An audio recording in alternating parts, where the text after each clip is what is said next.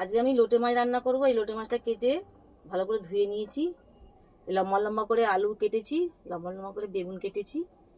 আর মশলা দেবো, পেঁয়াজটাকে ডুমো ডুমো করে কাটা, টমেটোটাকে ডুমো ডুমো করে কাটা, এই লঙ্কা চিরা, রসুনটা বাটবো, আদা কাঁচা লঙ্কাটা একসঙ্গে বাটবো, এই লঙ্কা গুঁড়ো, হলুদ গুঁড়ো আর নুন লাগবে। আর এই তেল তেল নিলাম কড়াইতে। তেলটা গরম হতে আলুগুলো ভাজা ভেজে তুলে নেবো। তারপর বেগুনটা ভেজে তুলে নেবো। হয়ে গেছে লাল লাল করে, এবার আমি তুলে নিচ্ছি। এবার বেগুনগুলো দিয়ে দিলাম, আর বেগুনগুলো লাল লাল করে ভেজে তুলে রাখবো। ভাজা হয়ে গেছে, এবার তুলে নেবো। তুলে এবার মশলা কষাবো, ঢেলে নিচ্ছি। তেল দিয়ে দিলাম,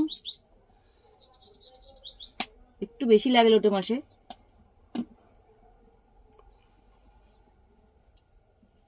এবার দুটো কাঁচা লঙ্কা চিরা দিলাম। তেলটা গরম হয়ে গেছে, এবার দিয়ে দেবো পেঁয়াজ কুচনো, ডুমো ডুমো করে পেঁয়াজ কাটা। তো পেঁয়াজ কুচনো এগুলো দিয়ে দেবো।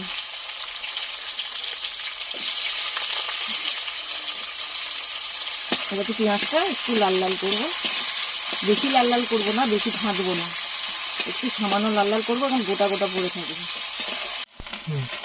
এই পেঁয়াজগুলো লাল লাল হয়ে গেছে, রসুন বাটা দিয়ে দেবো।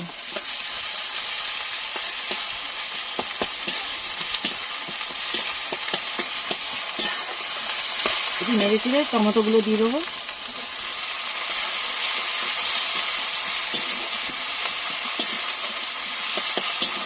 রসুনটা একটু লাল হয়ে গেছে, এবার আদা বাটা দেবো। আদা আর কাঁচা লঙ্কা বেটেছিলাম একসাথে দুটো।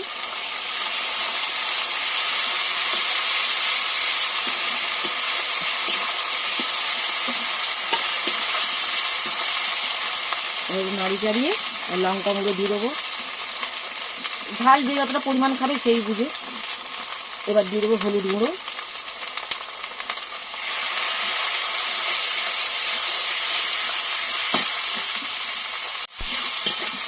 একটু কষানো কষানো হয়ে গেলে তারপরে মাছগুলোকে দেবো। এবার লোটে মাছগুলোকে দিয়ে দেবো। মশলা কষানো হয়ে গেছে, নুন মাখানো ছিল লোটে মাছগুলো। এই দেখো কত জল বেরিয়েছে, একটু হাত দিয়ে চিপে চিপে তুলে দিয়ে দিলাম মাছগুলোকে। একটু নাড়াচাড়া করে সবজিগুলো দেবো।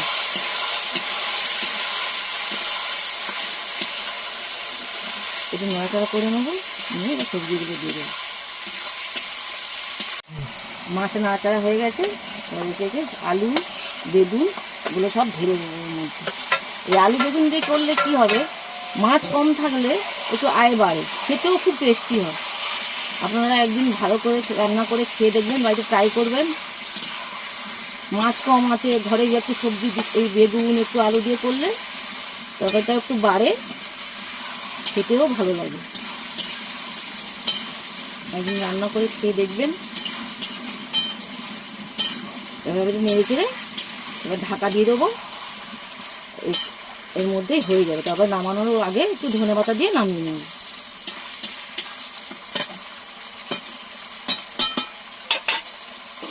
ঢাকা দিয়ে দিলাম, এর মধ্যে সিদ্ধ হোক, তো নামানোর আগে ধনেপাতা দিয়ে নামিয়ে নেব।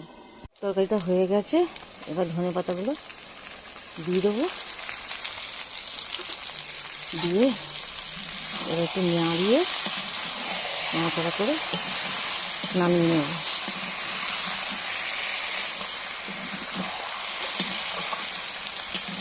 দারুণ হয় এই রান্নাটা খেতে, এই লোটে মাছটা এরকম করে রান্না করলে।